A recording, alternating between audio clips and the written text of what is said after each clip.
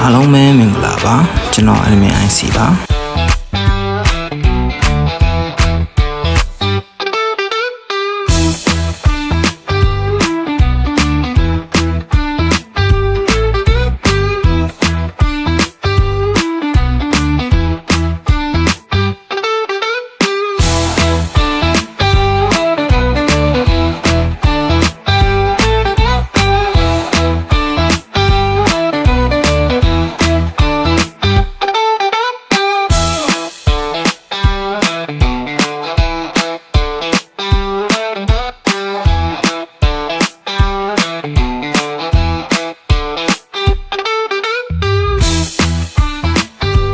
ယနေ့ညအတွက်အချက်မှုကို Telegram Channel မှာဝင်ရောက်ကြည့်ရှုနိုင်ပါတယ်ခင်ဗျာ